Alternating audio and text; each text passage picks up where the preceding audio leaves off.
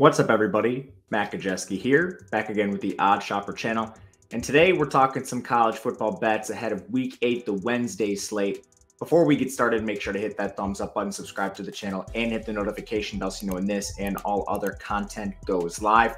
We're also brought to you by Bet365. For those of you in these states, Kentucky, Ohio, New Jersey, Virginia, Iowa, and Colorado, they have a deal for you. New users can make a deposit, bet $5, and you are going to get $150 in the form of bonus bets. In Kentucky, this is going to be $365, very special promo for you guys.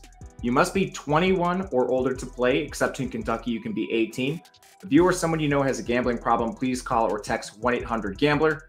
This offer is only available for a limited time, so make sure you take advantage of these bankroll boosting opportunities when you can.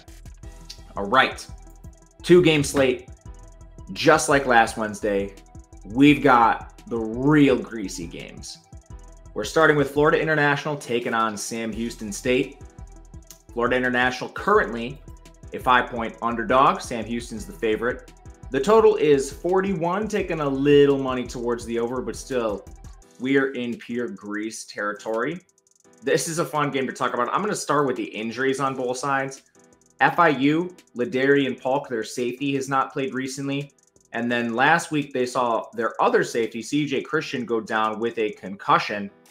I don't know if he's going to clear protocol or not. We will see. But then on the other side, we move to Sam Houston. They still have a ton of injuries at running back. I think we're going to see John Gentry play in the game, but he's not 100%. So they have like 7 running backs hurt.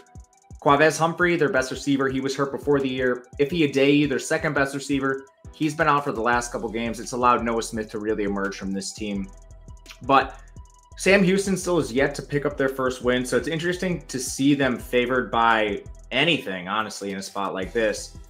FIU has some notable games on their schedule. Like this team, well, they beat UConn, which I think is their most notable win, but then they played New Mexico State fairly close. They just lost to UTEP last week. Some of those games closer than others. The New Mexico State game in particular, they gave up 7.1 yards per play, but they had 6.3 themselves. The FIU had 2 turnovers. They had a turnover on down at the New Mexico 11. They threw an interception at the New Mexico 5. Like, this team has shown some chops in some games. They actually outgained North Texas 7.7 to 6.7, so that was a quality win for them. So North Texas, UConn, those are pretty decent wins, and Sam Houston, they don't have any quality wins. They don't have any wins at all. When I look at power ratings, it also favors FIU. They're 100th in total offense. Sam Houston's 132nd. On defense, FIU is 62nd. Sam Houston's dropped all the way to 83rd. I think they played the better teams, to be fair.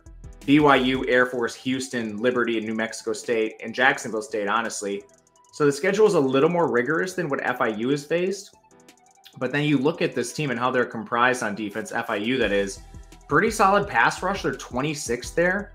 Sam Houston's outside the top 100 in both pass blocking and run blocking. Like, I don't know how this offense moves the ball against FIU. And last thing, which I think is really important, their quarterback, FIU's quarterback, that is Keon James, he left the last game with an injury and then came back, and it looks like he's going to be healthy for this game. He's their freshman, 58% completion, 8.9 yards per attempt, runs a little bit, and that's very important because this offensive line is not good, but nor is the offensive line on the Sam Houston State side. So I'm going to back the team I have power rated higher, getting 5 points in a game that should probably be a pick'em. I don't think this is the game where Sam Houston gets their first win. I don't feel great about this bet, but it is one where I'm willing to lay the points on a very greasy Wednesday slate. Second game, and the better game overall, is New Mexico State taking on UTEP. I'm seeing -3 in most places now in favor of New Mexico State. UTEP's taking money.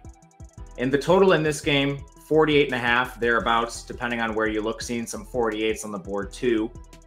This is the toughest game to handicap of the week, I think, or at least it's up there. The 48.5 is entirely dependent on these defenses continuing to play poorly because New Mexico State is 126th in pace. UTEP is 97th. This is going to be an extremely slow game, so you need efficiency. New Mexico State has the 53rd ranked offense. They have a terrible pass blocking unit, 116th there. And their run game has struggled at times situationally. Basically, when they have an advantage over the opposing team, they are able to run. But Pavia is such a huge part of that. Pavia leads the team in rushing. He has 429 yards, 5.7 yards per carry. Like, he is the engine of this offense. And then the defense for New Mexico State has been downright pathetic. 108th in total defense, 119th against the run. That's a big issue against UTEP, who has a very good offensive line.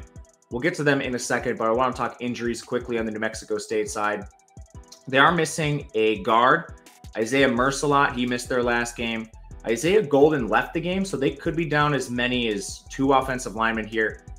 We'll see. I think Golden and, Shamar Jackson didn't play either. These guys are mostly depth pieces, so I don't think it makes a big difference. But I think you are down at least 1 lineman for New Mexico State if you think that makes a big difference. On the UTEP side, this team has a million injuries, which is the reason I couldn't even play them at 3.5 when I saw that number and them taking money. Didn't have the heart to do it. Hardison's not expected to play. Their quarterback, Tyron Smith, has been out. Their best receiver. These are the 2 best players on the entire team. Mike Franklin, their running back, has been gone. Trajan Hugh, a safety, has been out. Tez Moore, corner, he's been out. Michael Broussard, another defensive back. Justine Clark, rotational receiver. Tavita Tafuna, defensive tackle. Stephen Hubbard, offensive tackle. Elijah Johnson, rotational corner. That's how many guys missed UTEP's last game. I mean, this team is decimated. They still do have a good offensive line. I would be a little concerned with them missing 2 guys now. We'll see if one of them can get back, but they're 10th in pass blocking, 14th in run blocking. That's solid, but you're also on a 3rd-string quarterback. Now, he did have a great game last week.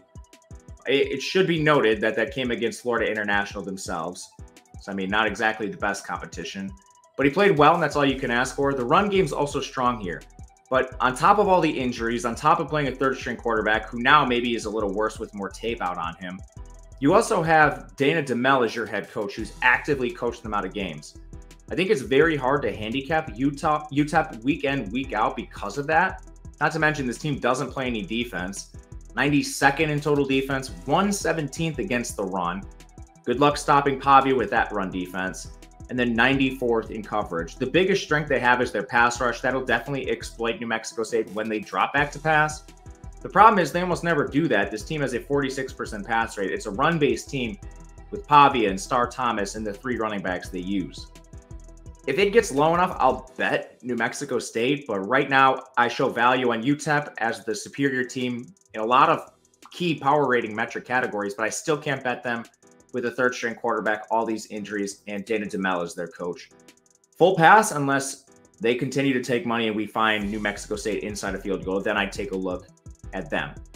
But let me know in the comments what you think of these greasy games. I'd love to know if you're with me or against me. Not a really high confidence interval on these games, which if you had a high confidence interval, I'd be asking questions. But I want to hear what you guys think, so let me know. If you have a question, reach out on Twitter at Matt_Gajewski.